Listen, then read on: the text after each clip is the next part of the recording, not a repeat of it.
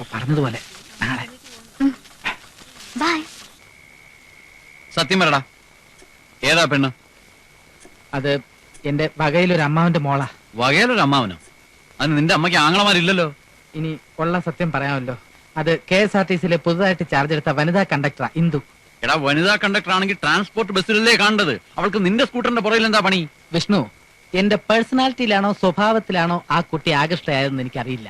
നിർലോഭം സ്നേഹം ഇങ്ങോട്ട് കിട്ടുമ്പോ അല്പമെങ്കിലും തിരിച്ച് അങ്ങോട്ട് കൊടുക്കാതിരിക്കുന്നത് പാവമല്ലേ. മാത്രമല്ല, കുഞ്ഞുനാൾ മുതലേ ഉള്ള ഒരു ആഗ്രഹമായിരുന്നു ഒരു വനിതാ കണ്ടക്ടർ വിവാഹം കഴിക്കണമെന്നുള്ളത്. ഒരു ഒറ്റ അലക്കാൻ പറ്റുന്നുണ്ടല്ലോ. എടാ, ഡ്യൂട്ടി സമയത്താണോ പ്രേമിച്ചുകൊണ്ട് നടക്കുന്നത്? അതും കമ്പനി സ്കൂട്ടറിൽ. പ്രേമത്തിന് സ്വന്തം സ്കൂട്ടറെന്നോ കമ്പനി സ്കൂട്ടറെന്നോ ഉള്ള വ്യത്യാസമില്ലടാ. ദേ, മേലാൽ ഡ്യൂട്ടി സമയത്ത് ആ പെണ്ണിനെ നിന്റെ കൂടെ എങ്ങാനും കണ്ടാൽ അന്ന് തീരും നിന്റെ പണി. ഇതിന്റെ പേരാണ് അസൂയ. ഇംഗ്ലീഷിൽ ജലസി എന്ന് പറയും. നീ ഇപ്പൊ പറഞ്ഞതിന് ഇംഗ്ലീഷിൽ നോൺസെൻസ് എന്ന് പറയും. ഉള്ള സെൻസ് ഒക്കെ മതി എനിക്ക്. കല്യാണം കഴിക്കാൻ പോണ പെണ്ണിന്റെ തലമുടിക്ക് ഇത്ര ഇഞ്ച് നീളം വേണം, കണ്ണിന്റെ കൃഷ്ണമണിക്ക് ഇത്ര മില്ലിമീറ്റർ ഡയമീറ്റർ വേണം, നടക്കുമ്പോ കഴുത്ത് 15 ഡിഗ്രി ചരിഞ്ഞിരിക്കണം, കണ്ടാൽ ആഫ്രിക്കക്കാരെ പോലെ തോന്നണം, പക്ഷെ ചിരിക്കുമ്പോ ചൈനീസ്കാരെ പോലെ ഇരിക്കണം എന്നുള്ള കണ്ടീഷൻസ് ഒന്നും എനിക്കില്ല. എന്റെ പേഴ്സണൽ കാര്യങ്ങളിൽ തലയിട്ടാൽ ഊരാൻ പറ്റാത്ത അവസ്ഥയാണെന്ന് എനിക്കറിയാം. അതെ, ഈ കണ്ടീഷൻസും ഡിമാൻഡ്സും ഒക്കെ പിൻവലിച്ച് നല്ല ഐശ്വര്യമുള്ള ഒരു കുട്ടിയെ കല്യാണം കഴിച്ച് ജീവിക്കാൻ നോക്ക്. എത്ര നാളാ ഞാൻ ഈ ക്യാരറ്റും ബീറ്റ്റൂട്ടും ഒക്കെ അരിഞ്ഞു സത്യം. ചെല്ല് ചെല്ല്.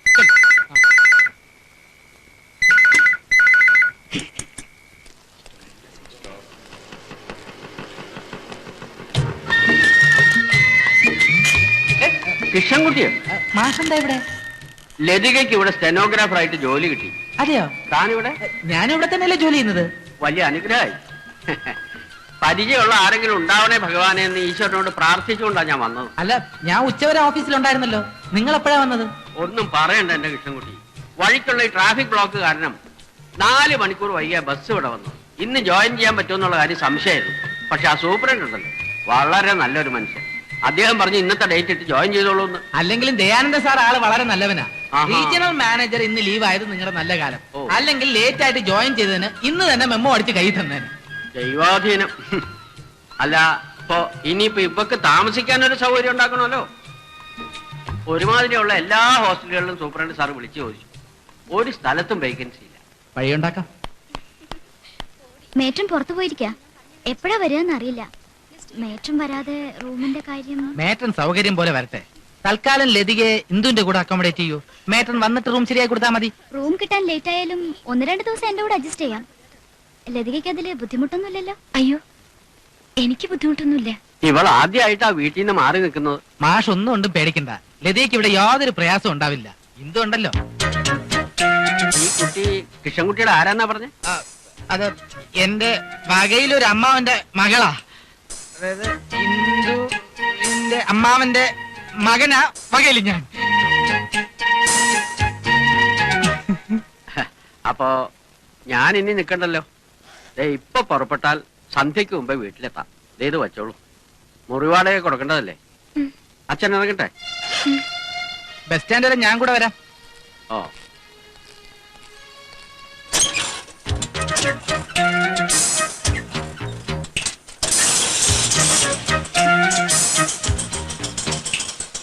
എന്താ എന്താ? അല്ല, ബസിന്റെ ടിക്കറ്റ് വേണമെങ്കിൽ ഇവിടുന്ന് ഫോൺ ചെയ്ത് ബുക്ക് ചെയ്ത് തരാമെന്ന്. KSRTC അല്ലേ? അയ്യോ, അതിനും കൂടെ ആ കുട്ടിയെ ബുദ്ധിമുട്ടിക്കണേ. അതാ ഞാനും പറഞ്ഞോണ്ടിരുന്നത്. ആ, കേറ കേറ.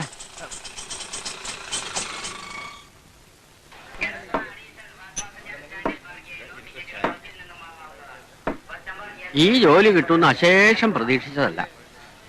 എത്ര ഇടത്ത അപേക്ഷകൾ അയച്ചത്. ഇന്റർവ്യൂവിന് നടന്ന് വയ്യാതായി. താൽക്കാലികമാണെങ്കിലും പിന്നീട് സ്ഥിരപ്പെടുത്തുമായിരിക്കും അല്ലേ? ഇപ്പൊ ഒന്നും പറയാൻ പറ്റില്ല. പ്രൈവറ്റ് കമ്പനി അല്ലേ, എല്ലാം മാനേജ്മെന്റിന്റെ കയ്യിലായിരിക്കുന്നത്. പിന്നെ ലതികയുടെ അമ്മയ്ക്ക് അസുഖം എങ്ങനെയുണ്ട്? അവള് പോയി 3 കൊല്ലായി. വേദന സഹിച്ച് ഇങ്ങനെ കിടക്കുന്നത് ഭേദം അതല്ലേ? ലതികയ്ക്ക് ഇപ്പൊ ഒരു ജോലി കിട്ടിയത് ഒരാശ്വാസമായി. കാര്യങ്ങളൊക്കെ മുമ്പോട്ട് നീങ്ങുന്നത് വലിയ വെത്തപ്പാടില്ല. എന്റെ ഒരാളുടെ പെൻഷൻ കൊണ്ട് എന്താവാനാടോ? വിവാഹപ്രായമായി നിൽക്കുന്ന 3 പെൺപിള്ളേരാ. പല സ്ഥലത്തുനിന്നും ലതികയ്ക്ക് വിവാഹാലോചനകൾ വരുന്നുണ്ട്. പക്ഷെ ജാതകം കൊണ്ടൊന്നും യോജിക്കുന്നില്ല. ചൊവ്വാദോഷമുള്ള ജാതകമാണേ. ഈ അടുത്ത അവസരത്തിൽ ഒറ്റപ്പാലത്തുനിന്ന് ഒരു ആലോചന ഉണ്ട്. ജാതകവും യോജിക്കും. പക്ഷെ അവരുടെ ഡിമാൻഡ് കേട്ടപ്പോഴേ തനിക്കറിയില്ല എന്റെ കാര്യങ്ങളെല്ലാം എവിടെ നിർത്തി കൊടുക്കാനാ. വരുന്നവർക്കൊന്നും പെങ്കൊച്ചിനല്ല വേണ്ടത്. ഓരോന്ന് ആലോചിക്കുമ്പോ ഒരു രൂപവും കിട്ടുന്നില്ല. എനിക്ക് എന്തെങ്കിലും സംഭവിച്ചു പോയാൽ ആവശ്യമില്ലാത്തതൊക്കെ ആലോചിച്ച് മാഷ് മനസ്സ് വിഷമിപ്പിക്കരുത്. എല്ലാം ശരിയാവും. മാഷെ ദാ ബസ് വന്നിട്ടുണ്ട്. ആ പാലക്കാടനല്ലേ? ആ വേങ്ങര വേങ്ങര പാലക്കാട്ടേക്കുള്ളതല്ലേ? ആ അതെ അതെ ആ കേറിക്കോളൂ. ആ ഉള്ളോട്ട് നിന്നേ. ലതികയോട് കത്തയക്കാൻ പറയാൻ മറക്കരുത്. ആ. ഒറ്റയ്ക്ക് ജീവിച്ച ശീലമില്ലാത്തൊരു പെണ്ണാണ്. ഒന്ന് ശരി. സൂക്ഷിച്ചോളണം.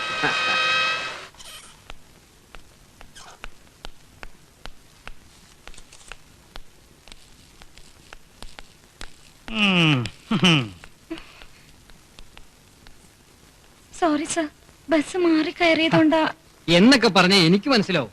എനിക്കും സ്ഥിരമായിട്ട് പറ്റാറുള്ള അബദ്ധമാ. പ്രശ്നം അതല്ല, കുട്ടി വന്നില്ലേ എന്ന് റീജിയണൽ മാനേജർ 3ാമത്തെ പ്രാവശ്യം ചോദിച്ചിട്ട് ഇപ്പൊ ഫോൺ താഴെ വെച്ചിട്ടേ ഉള്ളൂ. അയ്യോ ആ ഇന്നലെ പരിചയപ്പെട്ടില്ലല്ലോ. ഏതായാലും അകത്തി എന്ന് കണ്ട് ഒരു ഗംഭീരൻ സോറി പറഞ്ഞിട്ട് പോയി. അയ്യോ സർ. പേടിക്കണ്ട, ചെല്ല്.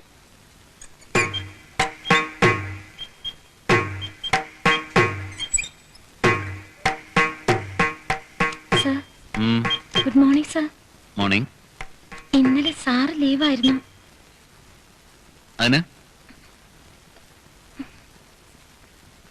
സർ ഞാൻ ഇന്നലെ പുതിയതായിട്ട് ജോയിൻ ചെയ്ത സ്റ്റെനോഗ്രാഫറാണ്. അതുകൊണ്ട് ഇന്ന് ലേറ്റ് ആയിട്ട് വരണമെന്നുണ്ടോ? അല്ല സർ, ഞാൻ ലേറ്റ് ആവാൻ കാരണം. See, I don't want to hear any explanations. Don't repeat this. ശരി സർ.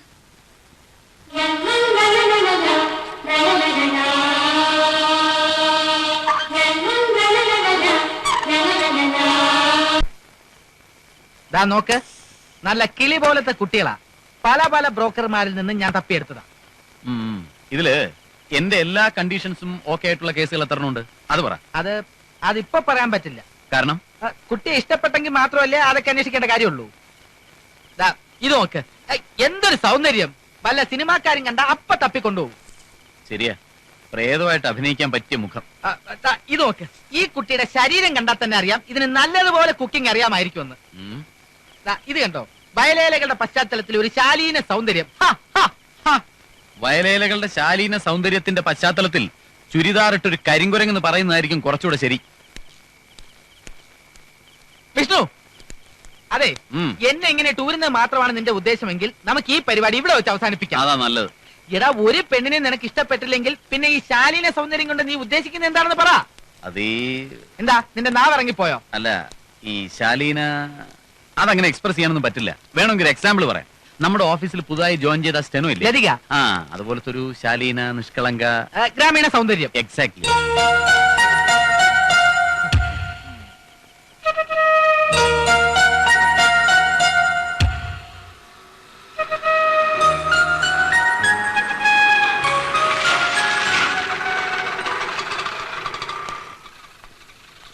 എന്തായി? എല്ലാ വിവരങ്ങളും ഞാൻ ലതികയോട് ചോദിച്ചു. Very good. എന്നിട്ട് ഡ്രൈവിംഗ് മാത്രം അറിയില്ല. അത്രേ ഉള്ളൂ, അത് സാരമില്ല, നമുക്ക് ഈസി ആയിട്ട്. പറയുന്ന മുഴുവൻ കേൾക്ക്. ഡ്രൈവിംഗ് മാത്രം അറിയില്ലായിരിക്കുന്ന ഞാൻ വിചാരിച്ചത്. എന്നാ സംഗതി അങ്ങനെയല്ല. ലതികയ്ക്ക് ഡ്രൈവിംഗ് അറിയില്ല, ഹിന്ദി അറിയില്ല, ക്ലാസിക്കൽ മ്യൂസിക് അറിയില്ല, വെസ്റ്റേൺ ചൈനീസ് കുക്കിങ്ങും അറിയില്ല. പിന്നെ ഞാൻ മനസ്സിലാക്കിയെടുത്തോളം ആ കുട്ടിക്ക് ധൈര്യം എന്ന് പറയുന്നത് 4 അയലത്തൂടി പോയിട്ടില്ല. ഈ വിവാഹം നടക്കുമെന്ന് എനിക്ക് തോന്നുന്നില്ല. വിഷ്ണുവിന് സ്ത്രീധനം ഒരു പ്രശ്നമല്ലാത്തതുകൊണ്ട് ഈ വിവാഹം ശരിയാക്കിയാൽ അത് മാഷിന് വേണ്ടി ചെയ്യാവുന്ന ഏറ്റവും വലിയ ഉപകാരമായിരിക്കും. പിന്നെ ഒരു സമാധാനമുണ്ട്, ലതികയെ പോലൊരു പെൺകുട്ടിയാണ് സങ്കല്പത്തിലുള്ളത് എന്ന് വിഷ്ണു പറഞ്ഞതിന്റെ അർത്ഥം ആ കുട്ടിയെ അവൻ ഇഷ്ടമായി എന്നാണ്. So first condition is okay. ബാക്കി 6 കണ്ടീഷൻസ് അതിപ്പോ കെട്ടിപ്പോയി. ഈ വിവരങ്ങളെല്ലാം ചോദിച്ചറിഞ്ഞത് എന്തിനു വേണ്ടിയാണെന്ന് ലതികയ്ക്ക് അറിയില്ലല്ലോ. പിന്നെ അത്രയ്ക്ക് മണ്ടിയാണോ ഞാൻ? അതിപ്പോ ആരെങ്കിലും സ്വയം സമ്മതിച്ചിരുന്ന കാര്യമാണോ? ഞാൻ പറഞ്ഞു വന്നത് ബാക്കി 6 കണ്ടീഷനുകളും ലതികയ്ക്കുണ്ടെന്ന് നമ്മൾ വരുത്തുന്നു. അതെങ്ങനെ? അതിനൊക്കെ വഴിയുണ്ട്. പക്ഷെ അതിനു മുമ്പ് ഒരു അലിഖിത കണ്ടീഷൻ ഉണ്ടല്ലോ, അത് ഓക്കെ ആണോ എന്നാണ് ഇനി അറിയേണ്ടത്. എന്ത്? ജാതക പൊരുത്തം. സമസപ്തമം. ഇത്രയും പൊരുത്തമുള്ള ജാതകങ്ങൾ ഞാൻ എന്റെ ജീവിതത്തിൽ ഇതുവരെ കണ്ടിട്ടില്ല. 10ൽ 8 പൊരുത്തങ്ങളും ഒത്തു വന്നിരിക്കുക. മുജ്ജന്മ ബന്ധമാ. ഈ വിവാഹം നടത്താൻ വേണ്ടി നീയോ നിന്റെ കൂട്ടുകാരിയോ പ്രത്യേകിച്ച് ശ്രമിക്കേണ്ട കാര്യമൊന്നുമില്ല. അത് താനേ നടന്നിരിക്കും. ഇതൊക്കെ ഇത്ര കൃത്യമായിട്ട് ഇതിൽ എവിടെ എഴുതി വെച്ചിരിക്കുന്നത്? ജ്യോതിഷത്തെ കളിയാക്കല്ലേ. വേണ്ട, വിഷ്ണുവിന്റെ ലതികയുടെ വിവാഹം നടന്നില്ലെങ്കിൽ നീ എന്നെ കഴുതയെന്ന് വിളിച്ചു. അതിപ്പോ ജീവിതത്തിൽ ഇതുവരെ കഴുതയെന്നുള്ള വിളി കേട്ടിട്ടില്ലാത്ത ഒരാളാണ് ഇങ്ങനെ പറയുന്നതെങ്കിൽ ഓക്കെ. സാറിപ്പോ അങ്ങനെയല്ലല്ലോ. അതെ. എന്താ കാര്യം പറഞ്ഞു? കാര്യമൊക്കെ ഇവിടെ വന്നിട്ട് പറയാവുന്നാ പറഞ്ഞത്. വളരെ ഗൗരവമുള്ള വിഷയമാണെന്ന് മാത്രം പറഞ്ഞു. എന്നിട്ട് ആളിനെ കാണുന്നില്ലല്ലോ. ദാ എത്തിയല്ലോ. നിങ്ങൾ വന്നിട്ട് അധികം നേരമായോ? ഇല്ല. ഇനി പറഞ്ഞേ, എന്താ ഇത്ര അത്യാവശ്യ കാര്യം? എനിക്കിന്നലെ രാഘവ മാഷിന്റെ കത്തുണ്ടായിരുന്നു. അച്ഛന്റെയോ? അതെ. വേറൊന്നുമല്ല, ലതികയ്ക്ക് എങ്ങനെയെങ്കിലും ജോലി പെർമനന്റ് ആക്കി കൊടുക്കണം. വീട്ടിലെ പ്രാരാബ്ദങ്ങളെ കുറിച്ച് ഓർത്ത് അച്ഛന് വിഷമിക്കാനേ നേരുള്ളൂ. പക്ഷേ ലതികയ്ക്ക് അറിയാമല്ലോ, പോസ്റ്റ് പെർമനന്റ് ആക്കി കിട്ടുക എന്നുള്ളത് അത്ര എളുപ്പമുള്ള കാര്യമല്ല. അപ്പോ ലതികയും പിരിച്ചുവിടുന്നാണോ? കൃഷ്ണൻകുട്ടി വിചാരിച്ച പെർമനന്റ് ആക്കാൻ ഒരു രക്ഷയില്ലേ? രക്ഷയില്ലേന്ന് ചോദിച്ചാൽ ഒരു ചെറിയ മാർഗമുണ്ട്. പക്ഷെ അത് ഇത്തിരി കടുത്ത മാർഗമാണ്. പുറത്തിറങ്ങിയാൽ എന്റെ ജോലി വരെ പോകുന്ന കേസാ. അയ്യോ, അങ്ങനെ കൃഷ്ണൻകുട്ടിയുടെ ജോലി നഷ്ടപ്പെടുത്തിയൊന്ന് എനിക്ക്. നിക്കേ, എന്താണ് മാർഗം എന്ന് കേൾക്കട്ടെ. അതായത് പോസ്റ്റ് പെർമനന്റ് ആക്കാനുള്ള അധികാരം മാനേജ്മെന്റ് റീജിയണൽ മാനേജർക്ക് കൊടുത്തിരിക്കുക. അപ്പൊ സംഗതി എളുപ്പമായില്ലേ? റീജിയണൽ മാനേജർ ക്ലോസ് ഫ്രണ്ട് അല്ലേ? അവിടെ നിങ്ങൾക്ക് തെറ്റി. ഇക്കാര്യത്തിൽ വ്യക്തിബന്ധവും സുഹൃത്ത് ബന്ധവും അവൻ നോക്കാറില്ല. Is A very strict administrator. അപ്പൊ പിന്നെ വഴിയുണ്ടെന്ന് പറഞ്ഞത്? പറഞ്ഞോട്ടെ, ചില പ്രത്യേക ക്വാളിഫിക്കേഷൻസ് ഉള്ളവരെ മാത്രമേ വിഷ്ണു പെർമനന്റ് ആക്കൂ. അതെന്താ ഈ പ്രത്യേക ക്വാളിഫിക്കേഷൻസ്? പറയാം. ഫസ്റ്റ് കണ്ടീഷൻ, കുട്ടി ശാലീന സുന്ദരിയായിരിക്കണം. അപ്പൊ ഫസ്റ്റ് കണ്ടീഷൻ ഓക്കേ. എന്തു? നമ്പർ 2, എന്നാൽ മോഡേൺ ഡ്രസ്സും സ്യൂട്ട് ചെയ്യണം. അത് ശരിയാക്കാന്നേ. ഓക്കെ. പിന്നെ ഹിന്ദി ഫ്ലുവന്റ് ആയി സംസാരിക്കാനും എഴുതാനും അറിഞ്ഞിരിക്കണം. ധൈര്യശാലി ആയിരിക്കണം. കൂടാതെ ക്ലാസിക്കൽ മ്യൂസിക് അറിഞ്ഞിരിക്കണം. വെസ്റ്റേൺ ചൈനീസ് കുക്കിംഗ് അറിഞ്ഞിരിക്കണം. ഡ്രൈവിംഗും അറിഞ്ഞിരിക്കണം. ഇതൊന്നും എനിക്ക് അറിയില്ലെന്ന് ഞാൻ ഇന്ദുവിനോട് പറഞ്ഞതല്ലേ. ഓ, അപ്പൊ ജോലി പെർമനന്റ് ആക്കാൻ വേണ്ടിയായിരുന്നോ ഇതല്ല ലതികയോട് ചോദിച്ച് മനസ്സിലാക്കാൻ പറഞ്ഞത്? അതെ. സ്റ്റെനോഗ്രാഫറുടെ ജോലിക്ക് ഇതൊക്കെ അറിഞ്ഞിരിക്കണം നിർബന്ധമുണ്ടോ? ഈ കാര്യം എന്റെ അടുത്ത് ചോദിച്ചിരിക്കട്ടെ. വിഷ്ണുവിന്റെ അടുത്ത് ചോദിച്ചാൽ ഈ ടെമ്പററി ജോലി എന്നെ തെരച്ചെന്നിരിക്കും. ബന്ധം നോക്കിയിട്ടല്ല അവൻ കണ്ടീഷൻസ് വെച്ചിരിക്കുന്നത്. എന്ത് പറയുന്നു എന്നാണ് എനിക്കറിയേണ്ടത്. എങ്കിൽ എനിക്ക് ഈ ജോലി വിധിച്ചിട്ടില്ല എന്ന് കരുതിയാൽ മതി. കാരണം ഈ പറഞ്ഞ യോഗ്യതകളൊന്നും എനിക്കില്ലല്ലോ. ഉണ്ടെന്ന് ഞാൻ പറയുന്നു. അതെ, അങ്ങനെ വിഷ്ണുവിനെ ധരിപ്പിച്ച് നമ്മൾ കാര്യങ്ങൾ നേടിയെടുക്കുന്നു. ഈശ്വരാ, അതിനൊന്നും ഞാനില്ല. അങ്ങനെ എടുത്തു ചാടി ഒരു തീരുമാനം എടുക്കണ്ട. അതെ, കുറച്ചൊക്കെ കള്ളത്തരം കാണിക്കാതെ ഇന്നത്തെ കാലത്ത് ജീവിക്കാൻ പറ്റില്ല. ഇത്രയും നല്ല സാധ്യതയുള്ള ഒരു പോസ്റ്റ് കിട്ടുന്നതിന് വേണ്ടി ഇത്രയും ചെറിയ കള്ളത്തരങ്ങൾ പറയുന്നത് ഒരു തെറ്റൊന്നുമല്ല. അല്ല എന്തു? ശരിയാ. കണ്ടക്ടർ പോസ്റ്റിന്റെ ഇന്റർവ്യൂവിന് ലോങ് ജമ്പ് ഹൈ ജമ്പ് ഒക്കെ അറിയാവുന്ന ചോദിച്ചപ്പോ ഞാൻ അറിയാവുന്ന കള്ളവാ പറഞ്ഞത്. അതുകൊണ്ട് ആ ജോലി കിട്ടി. എന്നാലും പിന്നീട് എനിക്ക് ഈ യോഗ്യതകളൊന്നും ഇല്ലെന്ന് വിഷ്ണു സാർ അറിഞ്ഞ അപ്പൊ ജോലി പോവില്ലേ? പെർമനന്റ് ആയി കഴിഞ്ഞാൽ പിന്നെ ഇതൊക്കെ അറിയാമോന്ന് ഡെയിലി ചെക്കിംഗ് ഒന്നും ഉണ്ടാവില്ല. ഈ ക്വാളിഫിക്കേഷൻസ് എല്ലാം ലതികയ്ക്കുണ്ട് എന്നുള്ളത് വിഷ്ണുവിനെ എങ്ങനെ ബോധ്യപ്പെടുത്തും എന്നതാണ് പ്രശ്നം. ഇന്ദുവും ലതികയും എന്റെ കൂടെ നിന്നാൽ മാത്രം മതി. ബാക്കി കാര്യങ്ങൾ ഞാൻ ഏറ്റു. എന്നാൽ കൂടെ നിൽക്കുന്ന കാര്യം ഞങ്ങളും ഏറ്റു. അയ്യോ വേണ്ട ഇന്ദു, എനിക്ക് ഇന്ദുവിന്റെ അത്രയും ധൈര്യം പോരാ. എന്നെ കൊണ്ട് പറ്റില്ല. എല്ലാറ്റിനും ഞങ്ങൾ കൂടെ ഉണ്ടാവുന്ന പറഞ്ഞില്ലേ, പിന്നെന്താ? അതെ. ഈശ്വരാ.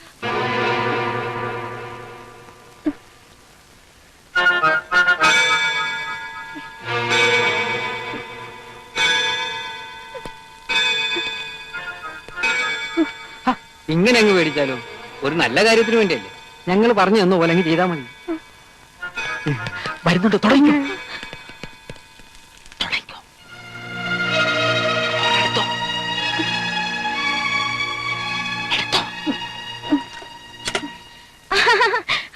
अच्छा सब तो आप ऐसा कीजिए, हाँ एक ओपन टिकट इधर से लीजिए. 24 को सीट खाली है तो हम उस दिन के लिए पक्का कर देंगे. अगर खाली नहीं तो 27 का फ्लाइट पे हम आपको भेजेंगे. हाँ साहब, एक और तरीका भी है. आप 24 को इधर से बम्बई जाइए. उधर से आपको कनेक्शन फ्लाइट जरूर मिलेगा. उसका कंफर्मेशन हम इधर से देंगे. हाँ नहीं नहीं, फैर में जरा भी फर्क नहीं पड़ेगा. हाँ दोनों बराबर हैं. हाँ साहब, शुक्रिया साहब, नमस्ते.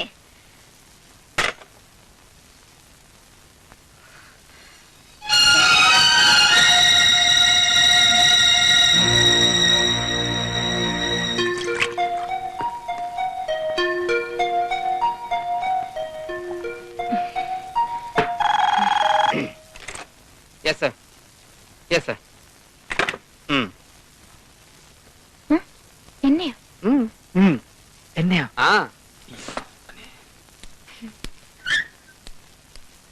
എന്താ? ആ കുട്ടി ആരോടാ ഹിന്ദിയിൽ സംസാരിച്ചത്? ഹിന്ദി മാത്രം അറിയാവുന്ന ഒരു കസ്റ്റമർ ഇങ്ങോട്ട് വിളിച്ചതാ. അയാളുടെ കടിച്ചാ പൊട്ടാത്ത ഹിന്ദി ഞങ്ങൾക്കാർക്കും മനസ്സിലായില്ല. എന്താ ചോദിച്ചത്? അല്ല ഒന്നുമില്ല, നല്ല ഫ്ലുവന്റ് ആയിട്ട് സംസാരിക്കുന്നു. അതെ, ഇടുക്കി ഡാമിൽ നിന്ന് വെള്ളം തുറന്നിട്ട് പോലെയല്ലേ സംസാരിച്ചത്. ഡിംപിൾ കപാടിയെ തോറ്റു. ഈ രാഷ്ട്രഭാഷ മതി മതി, പോണം. നോക്കിക്കേ, എത്ര സ്റ്റൈലായിട്ടുണ്ട്. അയ്യേ വേണ്ട എന്തോ, ഒന്നാമത് എനിക്കിതൊന്നും തീരെ ചേരില്ല. അത് സ്വയം തീരുമാനിച്ചാ മതിയോ? ദേ ഇതോടെ ഒന്ന് ഇട്ട് നോക്ക്. ആ ഇപ്പൊ നോക്കിയേ, കണ്ണാടി എവിടെ? ദാ ഇവിടെ ഉണ്ട്. ദേ, കളിയാക്കല്ലേ. നീ ഒന്ന് ചുമ്മാ ഇരി. ആദ്യം തന്നെ ഈ പേടി ഒന്ന് മാറ്റ്. ആ ഇപ്പൊ നോക്ക്, നന്നായിരിക്കുന്നില്ലേ? എന്റെ ഈശ്വര, ഇതൊക്കെ വിഷ്ണു സാറിന് ഇഷ്ടപ്പെട്ട പിന്നെ പെർമനന്റ് ആവുമ്പോ ഓഫീസിൽ ഇതൊക്കെ തന്നെ ഇട്ടോണ്ട് വരാൻ പറയുമെന്ന് എന്റെ പേടി. പിന്നെ നീ ഒന്ന് പേടിക്കാതിരിക്കെ. പെർമനന്റ് ആയി കഴിഞ്ഞാ എല്ലാവരും അവരുടെ ഇഷ്ടമല്ലേ? ഇതേ കേരളമാ, ആർക്കും ആരും അത്ര പെട്ടെന്നൊന്നും പിരിച്ചുവിടാൻ പറ്റില്ല. എന്റെ കാലെന്തോ ആവുന്നു. ഒന്നും ആവില്ലെന്നേ. ഇപ്പഴേ റിഹേഴ്സൽ എടുത്തില്ലെങ്കിലേ പിന്നെ ബുദ്ധിമുട്ടാവും. ആ കാലം നേരെ വെക്ക്. ആ നടക്ക്. ആ ഞാൻ വീഴും. പേടിക്കണ്ടെന്നേ, നടക്ക്. വാ. ആ ഞാൻ അപ്പോഴേ പറഞ്ഞില്ലേ. എന്താ കാലിങ്ങനെ വെച്ചിരിക്കുന്നത്? നേരെ വെക്ക്. കാലല്ല, ഈ കണ്ണട വെച്ചപ്പോ കണ്ണ് കാണാൻ പറ്റുന്നില്ല. അതൊക്കെ തോന്നല. ഇപ്പൊ കുഴപ്പമില്ല. കുഴപ്പമില്ലല്ലോ. ആ നടന്നാട്ടെ. എന്താ ഇവിടെ? അത് മേറ്റൻ, നാളെ ഇവൾക്ക് ഓഫീസില് ഫാൻസി ഡ്രസ് കോമ്പറ്റീഷൻ ഉണ്ട്. റിഹേഴ്സൽ എടുക്കായിരുന്നു അല്ലേ? സമ്മാനം ഉറപ്പാ.